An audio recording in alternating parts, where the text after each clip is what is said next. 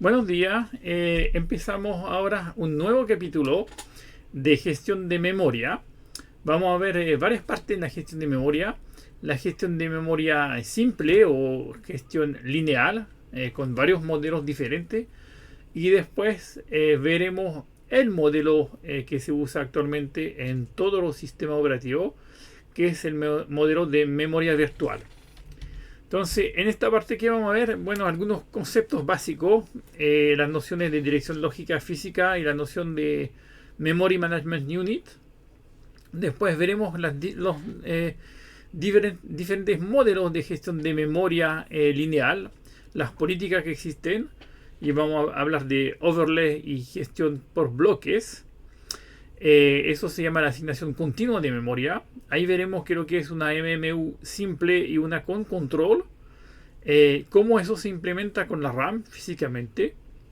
Después veremos el modelo de particiones fijas y de particiones dinámicas que permite mejorar un poquito la gestión de memoria.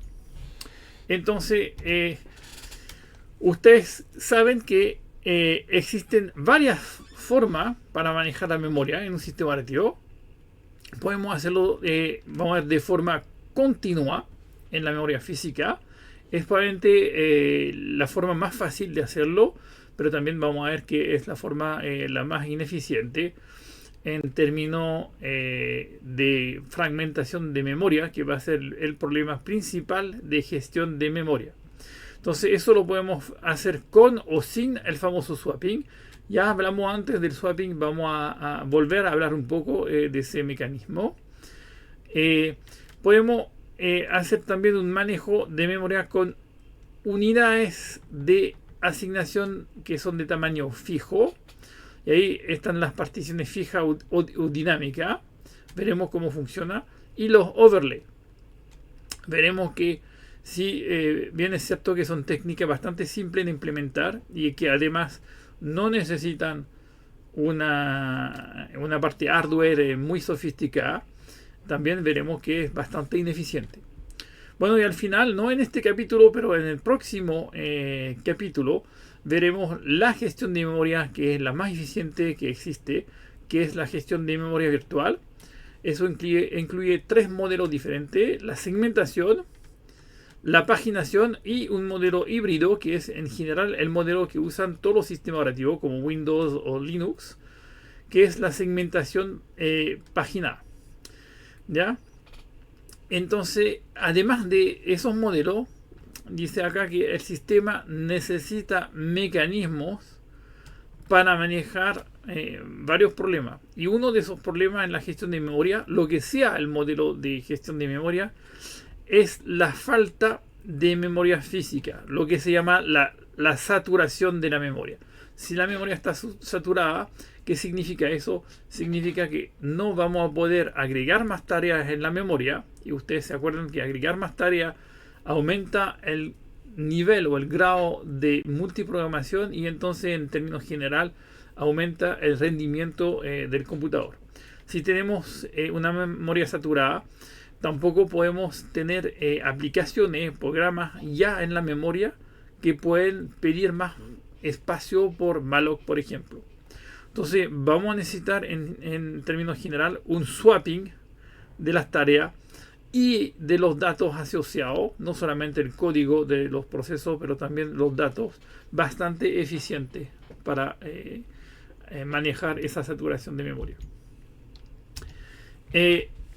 Bueno, ya lo dijimos, buen uso de la memoria nos va a dar una mejor multiprogramación, es decir, eso implica más procesos, ¿no es cierto?, o tareas en la memoria, y entonces más probabilidad de encontrar un proceso en estado listo para ejecutarse, y entonces permite bajar el porcentaje ocioso del procesador, ¿ya? Entonces, si tenemos múltiples procesos que usan la memoria, esos procesos veremos que hacen acceso concurrente a esa memoria. Veremos después cómo podemos manejar eso. Y también nos vamos a dar cuenta que todos los procesos no tienen las mismas necesidades. ¿Ya? No todos los procesos ocupan la misma cantidad de memoria. ¿Ya? El código del proceso tampoco es el mismo tamaño para todos los programas. Tienen programas que ocupan algunos kilobytes de memoria y tienen programas como un navegador web, por ejemplo, que ocupa varias decenas de megabytes en la memoria. ¿Ya? Y además, una cosa sumamente importante, varios de estos procesos van a hacer peticiones dinámicas de memoria. Eso ustedes en C lo conocen como el famoso malloc, ¿no es cierto? Que permite pedir más memoria para asignar un puntero. Y eso significa que el espacio de trabajo de un proceso en el tiempo no solamente evoluciona porque el proceso se ejecuta, ¿no es cierto? Cambian los valores de ese espacio de trabajo, pero también el espacio de trabajo evoluciona porque puede crecer o disminuir en el tiempo. Ya. Vamos a considerar que por el momento la memoria es un arreglo de bytes identificado, como ustedes lo saben desde el curso de arquitectura de computadores, por una dirección en la memoria. Eso es una dirección por el momento en la RAM. Veremos después que puede ser una dirección lógica. Entonces también se acuerdan que la ejecución de una instrucción, ¿no es cierto?, en un procesador requiere por lo menos varias etapas. La búsqueda de la instrucción, que es la operación fetch, ¿no es cierto? Eso se va a hacer siempre. La búsqueda de operando, eventualmente, no siempre. Y el almacenamiento de resultados, el write back, que tampoco se hace siempre. Y aquí podemos agregar la ejecución realmente de la instrucción. Así que eso significa que a cada instrucción no necesariamente vamos a tener la misma cantidad de acceso a la memoria. ¿Ya? La memoria, o la unidad de memoria, que conocido por ustedes por la RAM, ¿no es cierto? RAM, porque esos RAM, si se acuerdan, es Random Access Memory, ¿no es cierto? ¿Qué va a ver la RAM? Solamente un flujo de referencias a direcciones físicas de memoria. Entonces, cuando se ejecuta un proceso, cuando hay un acceso del procesador a la RAM, ¿qué va a ver el chip de memoria? Solamente una sucesión de direcciones de memoria que entran en ese chip. La RAM entrega el resultado si es una lectura o escribe el valor que le entrega el procesador si es una escritura, pero esa RAM va a ver solamente un flujo de direcciones de memoria como entrada. ¿Ya? Ahora vamos a definir dos cosas. Una dirección que se llama lógica y una dirección física. Empezamos por la física, a lo mejor es más fácil. Es la dirección que sirve como entrada en el chip de memoria. ¿Ya? Entonces, cuando tengo mi chip de memoria, ¿no es cierto? Ahí con varias entradas. ¿Ya? Aquí en alguna parte hay una entrada de tantos bits, ¿ya? De n bits, que es mi dirección de memoria físicamente. Y por otro lado vamos a definir lo que es una dirección lógica. Es la dirección que va a ver el programa o el proceso durante su ejecución, ¿ya? Y en la gran mayoría de los casos, obviamente la dirección lógica va a ser diferente de la dirección física, ya en la memoria. Entonces, algo sumamente importante, la dirección que va a ver el proceso, que es una dirección lógica, no es necesariamente la dirección física donde va a estar ese proceso en la RAM. Entonces tenemos obviamente un proceso de transformación entre una dirección lógica hacia, ¿no es cierto?, la dirección física que corresponde. Entonces ahí está esa traducción. El sistema necesita traducir una dirección virtual o lógica, lo que es lo mismo, en una dirección física final para la entrada en el chip de memoria acá. Entonces, esa traducción, que también se llama un mapeo, requiere un soporte especial hardware. ¿Por qué? Porque eso tenemos que hacerlo, ¿no es cierto?, cada vez que tenemos un acceso a la memoria. Entonces, cada vez que un proceso accede a una dirección virtual o una dirección lógica, tenemos que transformar esa dirección lógica en una dirección física en la RAM. Podríamos hacerlo a través de una parte software del sistema operativo, pero eso tendría un costo bastante elevado. ¿Y cómo lo hacemos a cada instrucción? Y a veces una instrucción va a ser 2, 3 o 4 accesos a la memoria. En el caso de un fetch, tiene argumento, hace un cálculo y escribe resultado en la memoria. Vamos a tener varios accesos. Y si queremos tener un buen rendimiento de eso, necesitamos que sea una parte hardware que haga esa traducción. No lo podemos hacer por software, ¿ya? También hay que agregar a eso que tenemos que poner o considerar algunos aspectos de seguridad en los accesos a la memoria. Veremos por qué después tenemos que considerar eso. No podemos tampoco autorizar que un proceso tenga acceso a una parte de memoria que no le corresponde. Entonces ahí viene a nivel hardware lo que es la MMU, la Memory Management Unit, que es una parte del procesador, ¿no es cierto? Es una unidad hardware del procesador que traduce esa dirección virtual o lógica en una dirección física a cada acceso a la memoria. Como es algo hardware, es algo bastante rápido, ¿no? Va a agregar un pequeño costo con el acceso directo. Vamos a agregar obviamente un costo porque hacemos esa traducción de dirección de memoria, pero ese costo va a ser mínimo porque lo va a hacer una parte hardware del procesador. Entonces concretamente, si tenemos una arquitectura típica de eso, ¿se acuerdan? Hay un bus acá que también acá se llama el camino de datos. Eso lo vieron en la parte arquitectura de computadores. Entonces tenemos mi procesador acá y hay una MMU.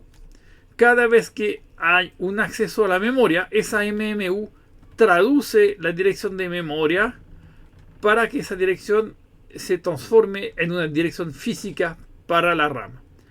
Sin ese pedazo de hardware, sin esa MMU, no hay ninguna gestión moderna, digamos, de memoria. Imposible.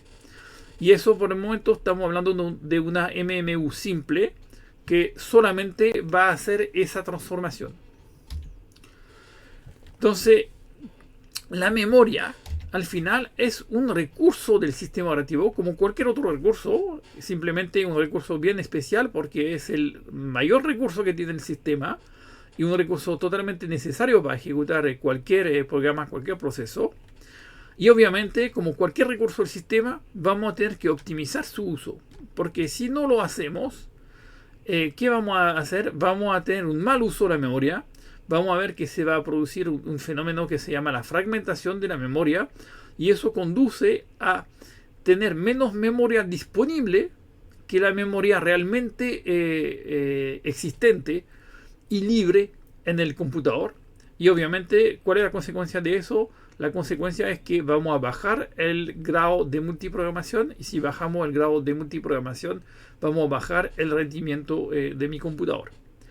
Entonces, la asignación de memoria a los procesos es una asignación de recursos como cualquier otro, ¿ya?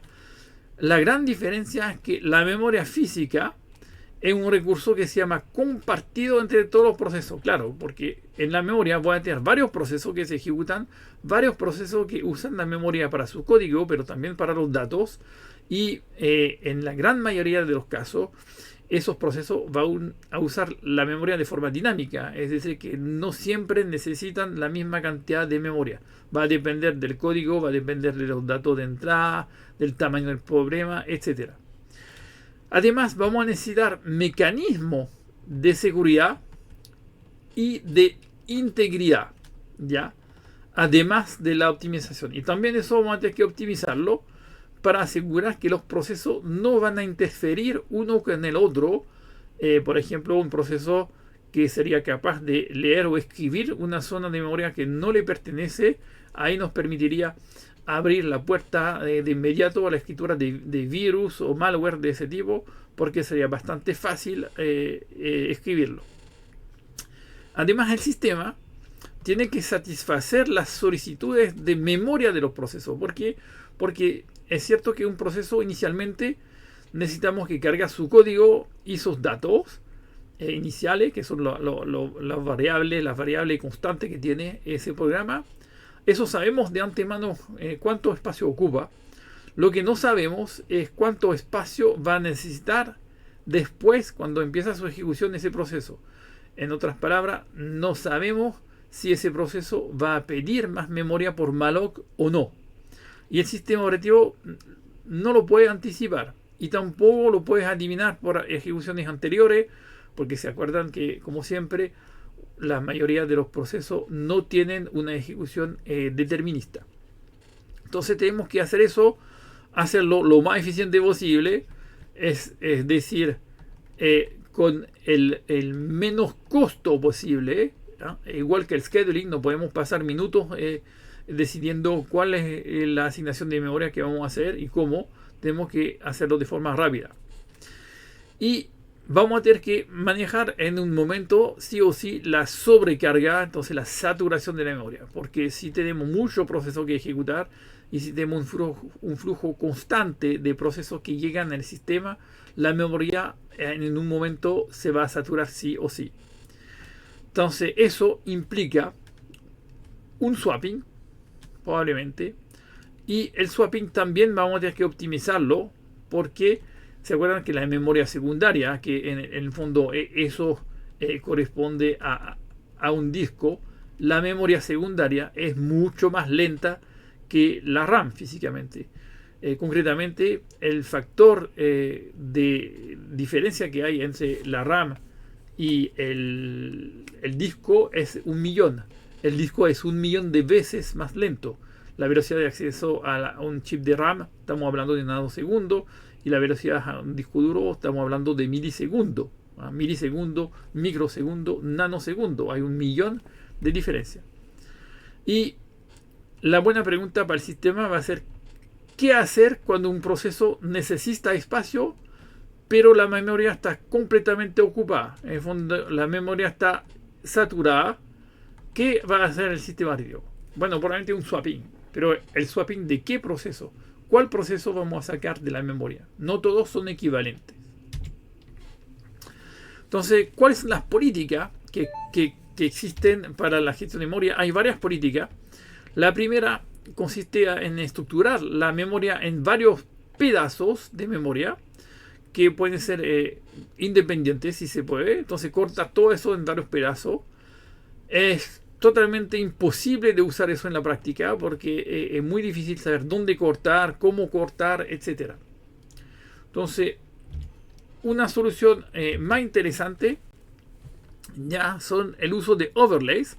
Era una técnica muy a la moda, vamos a decir, en el principio del sistema operativo, en los años 80, digamos, especialmente los primeros PC, donde la cantidad total de memoria era más o menos igual a unos 64 kilobytes, ¿ya? Y un lenguaje que se llama Turbo Pascal de Borland era bastante famoso para usar overlays. ¿Qué significa un overlay? Vamos a ver, algunas partes del código del programa reemplazan otras partes cuando es necesario. Entonces vamos a tener unas idas-vueltas con el disco duro de algunas partes de mi programa. Eso ya tiene pinta de una especie de swapping interno al programa mismo, ¿ya? Entonces, al instante T, solamente una parte del código completo está presente en la memoria física. Eso significa que tiene que ser el código en uso en este momento del programa, y una parte del código que no estamos usando, bueno, puede estar fuera de la memoria. Problema, al momento de necesitarlo, vamos a tener que cargarlo. Y si no hay espacio, tendremos que descargar otra parte de ese programa. ¿Ya? ¿Cuál es la ventaja? Bueno, eso permite ejecutar un programa con un espacio de memoria física menor que el espacio de memoria lógico. Es decir, que podemos tener un programa que necesita 10 megabytes de memoria y tenemos solamente 1 megabyte de memoria. Y con la técnica de los overlays, vamos a ver con más detalle después, se puede perfectamente ejecutar ese programa. Otra posibilidad es la gestión que se llama de memoria contigua o lineal, ¿ya? Y eso con particiones fijas o dinámicas, vamos a ver los dos casos. Necesita o una MMU simple o una MMU con control de acceso. Veremos por qué necesitamos eso después. Y obviamente lo último en la gestión de memoria es la memoria virtual.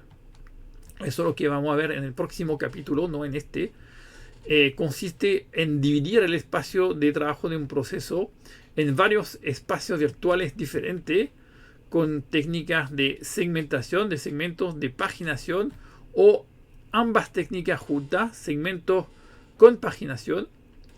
Y veremos que algunas partes del espacio de trabajo del proceso pueden ser compartidas entre varios procesos.